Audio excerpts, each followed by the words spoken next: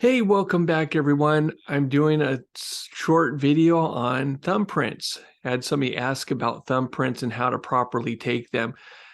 Now, I'm going to share based on my knowledge of fingerprinting people, because the law here in California and probably many states, if you do need to take a thumbprint, is silent on how to do that, what is needed to take a thumbprint. So some of this is coming from experience as to what is required to get a proper thumbprint, and it's not said in the law. So the law is silent, and the only way that you would really know if you did it right is if you find yourself in court and you're getting accused because you didn't properly get a thumbprint, and you're like, I did, and well, you're missing this, this, and this from the thumbprint, and that's how you'd know that you didn't do a good job. So that you are covered and you are not in that situation, I'm going to tell you what you need to do. So the first thing, I'm going to show you electronically here what a good thumbprint looks like. Maybe my thumbprint's not going to look good. I don't know. We'll see. But here's what you want to look for and what you want to do. The first thing is get some ink that is not too inky. I don't know how to if you get those small little boxes that they sell, those little small squares for that they sell with journals, those are sufficient. But I have when I was using ink to fingerprint people or thumbprint them, sometimes you get an ink pad and it has too much ink, and the person, they would just take their thumb. So you have your paper here, and they take their paper and they would take, put their ink in or put their thumb in the ink, and then they would, push down on your journal until you were like seeing blood, essentially. Like they're pushing down and leaving their thumb on the paper and not their print. So what I would do is, if you're having trouble getting prints, this is what I would do. Okay. The first thing is you explain to the signer, hey, I'm just getting your thumbprint. Get some ink on your thumb and lightly touch your thumb to the paper, because I just want your print, So just explaining that to somebody, hopefully most of the time they'll get it. Okay. The second thing is explain to them what you're looking for in the thumbprint. Okay. So if you look at your thumb, okay, I know you can't see the ridges on my thumb, but you're looking for from here to your knuckle. Okay. This line right here. That's what you want to get in a thumbprint. Okay.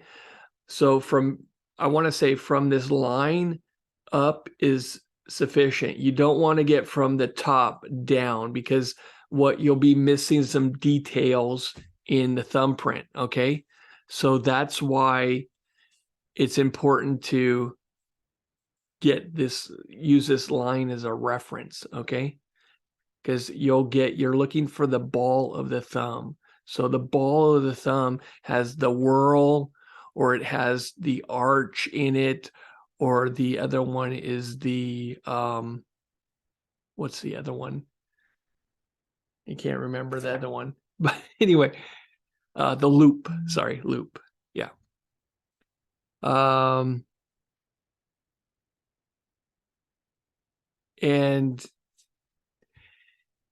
I got a loan. I've totally forgot about it. Anyway, so you want to get that kind of detail when you take somebody's thumbprint, because if you just get a bunch of lines that come from the top of the thumbprint, you're not going to get enough detail to identify the person. If law enforcement were ever to take your journal and say, hey, we're going to try and match this thumbprint to our records, and it doesn't have the detail, then it's useless. Okay. So that's why it's important to get the ball of your thumb. So now I'm going to show you, let me load up this software. I'm going to show you what you're looking for exactly. Okay. So if you look at this thumb, this is what you're looking for. See this whorl and so forth. This is what you want to capture. Stand by. Got a call. This is the right thumb. So what you're looking for in the thumbprint is you want to get ridge detail like this. So that means that they're putting enough ink on their thumb to get this kind of detail, not filling their thumb up completely black and then they push down and you see all black and there's no detail. You can't see detail. Okay. So it's very important when you take a thumbprint that you see some type of detail. And here in this particular example, I know this is electronics, it's not the same, okay?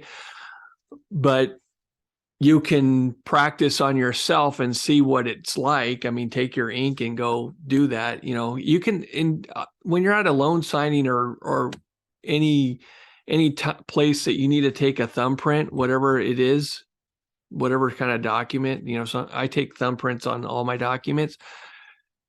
Just have them practice on a piece of paper first. So have them do it and see what you get. If it's all black, then like, okay, you're pushing down too hard or whatever, and kind of coach them and you'll be able to have better results. Okay. But the key here is you're trying to get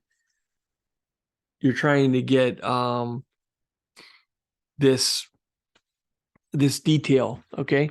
So you see here, we see in the center, I got the whirl. So all of this around here, I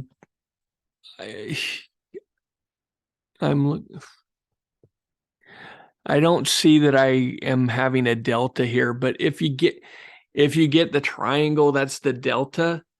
That's good to get. But you know, right here in the center is what you want. Okay, if you got this amount right here, this would be sufficient for anybody to take that print and probably utilize it and compare it to somebody, you know, to say, yes, this print matches the person. Okay. What you don't want to have happen is you don't want somebody that's completely black. It's like, yeah, I took somebody's thumbprint and there's no ridges, nothing. And like, okay, well, you know, and then they go, well, here, let's do it, compare it. And they do it. And they're like, okay, we can't compare anything because there's no ridges showing, you know. Anyway, so that's everything about thumbprints, you know, that's about what it is. So, you know, again, the law doesn't tell us specifically you need to roll the thumbprint or not.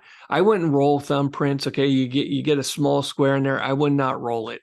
Rolling it is useless. Okay. It's you just do a flat, which means they're pushing down and up. Okay.